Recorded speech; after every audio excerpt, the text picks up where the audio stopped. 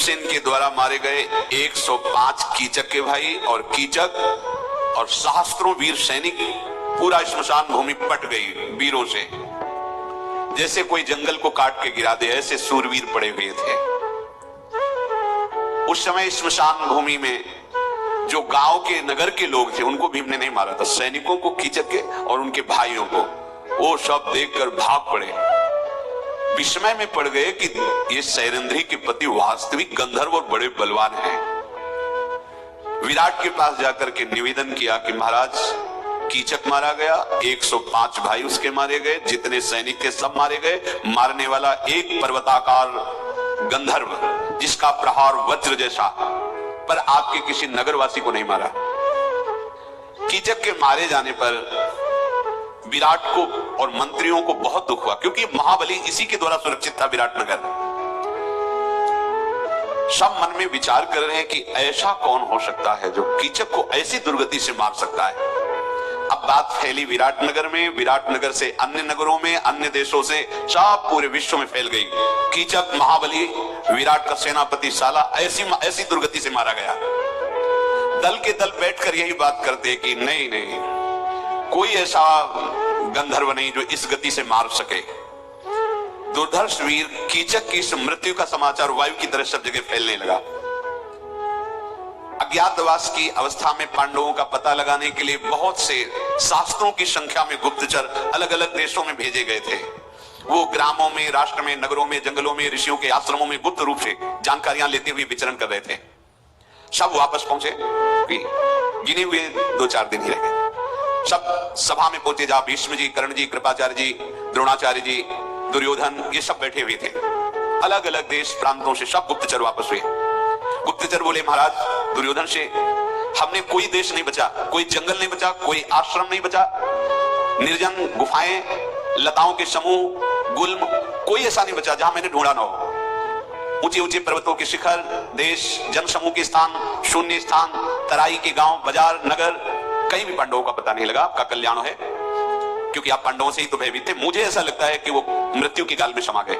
गुप्तचरों ने कहा हमने रथियों में, हाथियों में, घोड़ों के बीच में सब जगह जा करके देखा, कहीं तो छुपे मिलेंगे, कहीं पता नहीं चला। हाँ, इतना पता चला है कि उनके सारथी, उनके रथ, उनके घोड़े द्वारिकापुरी में भगवान श्री कृष्ण बलराम के पास हैं, क्योंकि वो जब अज्ञातवास को जा रहे थे तो उनको वहां भेजा था और धौम्याचार्य जी को भेजा था द्रुपद देश। शत्रु को संताप देने वाले दुर्योधन, पांडवों के इंद्रसेनादि सारथी द्वारिकापुरी में हैं, ऐसा हम लोगों ने खोज कर लिए है। पर वहां ना द्रौपदी है ना 5 पांडव हैं। उन लोगों से बातचीत में हमने सुना कि उन लोगों को भी पता नहीं कि पांडव कहां है, ऐसा ही आज्ञा की थी युधिष्ठिर जी ने। इसलिए हम सबका निर्णय है कि वो मारे गए, कोई अजगर लील गया हो या दावानल में नष्ट हो गए हो, वो है नहीं, जीवित नहीं है। अब हमारे लिए क्या आज्ञा है? पांडवों को ढूंढने के लिए कोई जगह ऐसी नहीं बची जहां हम लोगों ने ढूंढा ना हो।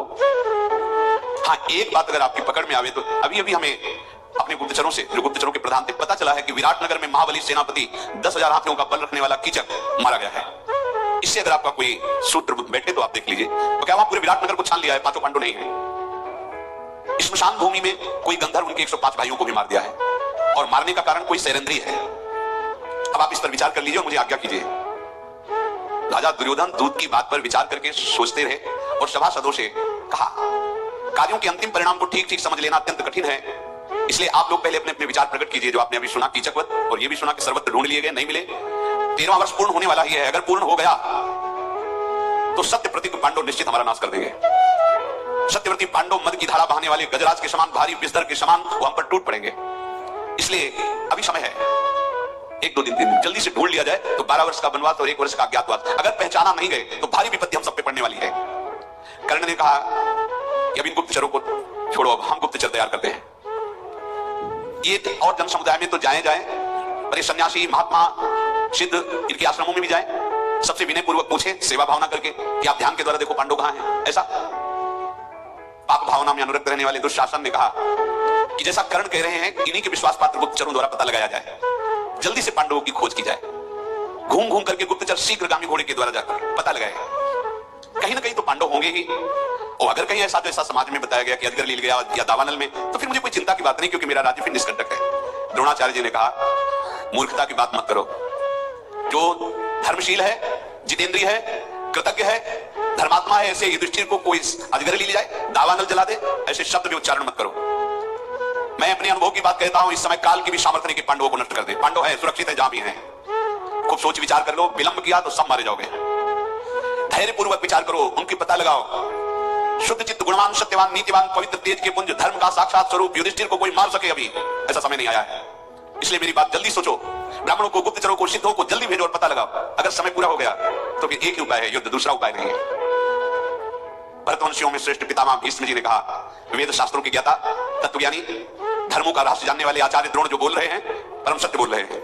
पांडवों का बाल भी बांका नहीं कर सकता, ना अजगर, ना दावानल। क्यों?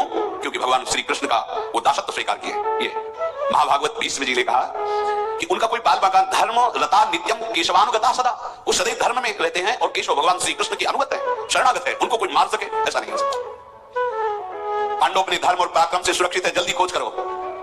13वां वर्ष बीतने ही वाला है। तुम लोगों की जो धारणा बन रही है ना कि वो मारे गए, अजगर लील गया, ऐसा कुछ नहीं, पांडव सुरक्षित है। मैं पहचान बता रहा हूं, उस पहचान के अनुसार खोजो। जिस नगर में धर्मराज युधिष्ठिर विराजमान है वहां सब धर्म का आचरण करने वाले दानशील, उदार, विनयी, लज्जाशील होंगे। जहां महाराज युधिष्ठिर विराजमान करते हैं वहां प्रसन्नता छाई रहेगी, सत्यपरायणता, हृष्ट पुष्ट, कार्यकुशल होंगे। जहां महाराज युधिष्ठिर विराजमान है वहां दूसरों का दोष देखने वाला कोई नहीं रहेगा, ईर्ष्यालु नहीं होगा। वो स्वयं धर्म में तत्पर, इसलिए उनके आसपास सब धर्मात्मा होंगे। जिस जनपद में गौ सेवा अधिक हो रही हो, जहां की गौएं हष्ट पुष्ट हो, निश्चित वहां ढूंढो युधिष्ठिर विराजमान होंगे।